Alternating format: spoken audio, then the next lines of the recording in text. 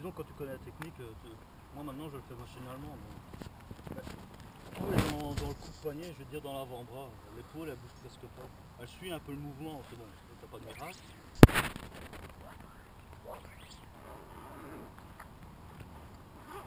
À chaque fois je regarde le bout, relance et je regarde quand tu fais avec ta deuxième main. La deuxième main, en vérité, elle ne sert qu'à tirer la soie, à te donner tes petits à-coups par rapport à la vitesse que tu veux donner à ton leurre. Celle-là, à la limite, elle te sert comme un bip de touche.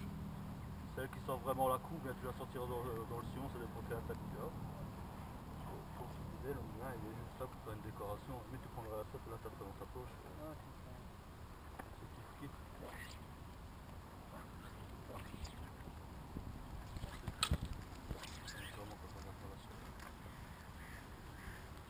La canne, j'essaie toujours de la bloquer à midi. J'attends vraiment qu'elle reparte un peu en arrière avant de refouetter dans l'autre sens. Et ça, c'est dur à expliquer, il faut que tu le ressentes un peu dans la canne aussi. On va essayer. Elle part un peu en arrière, je sais que c'est à ce moment-là que je peux un peu refouetter vers l'avant. Ah, comme ça, ça ressort automatiquement. Ouais. C'est vraiment des impulsions, tu joues que sur le sillon de la canne.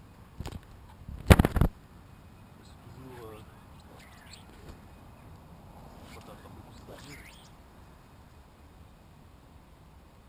Ici elle commence à bien se mouiller, donc ça va aller bien mieux pour lancer. Il faut vraiment que tu arrives à ressentir le moment où la pointe de ton sillon commence à partir légèrement en arrière.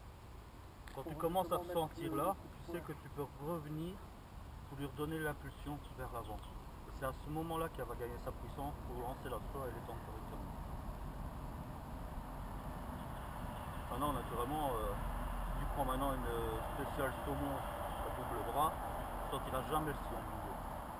C'est le genre de canne que tu prends assis, tu fais ça, il n'y a rien qui bouge. Le genre de canne, tu as fait silencer, tu t'arrêtes, tu vas à l'apéro.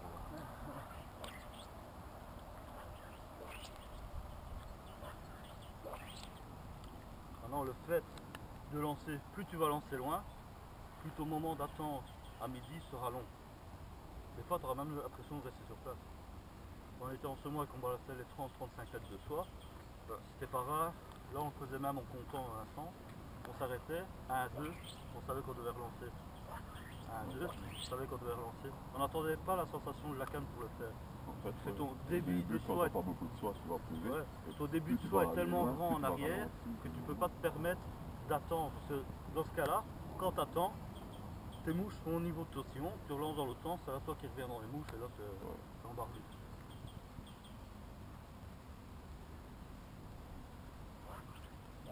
Tu le regardes faire, Bah ouais, on a l'impression que c'est ça, mais c'est vrai qu'une fois qu'on doit le faire. Quand je te disais que c'était c'est vraiment la pêche unique. Les premières fois qu'on lance, c'est vrai qu'on a tendance à vouloir partir loin avec la canne, alors qu'il faut la bloquer vraiment à midi. Que les autres techniques, c'est toi qui dois donner le mouvement à ta canne, ici c'est vraiment la canne qui doit donner le mouvement. C'est vraiment elle qui te dit, c'est maintenant que tu lances, c'est pas quand tu le décides. Il faut voir si ta façon de lancer, après lancer normal. Le gros défaut de cette technique-ci, c'est que si tu veux balancer 10 mètres devant, il faut savoir qu'il faut 10 mètres derrière aussi.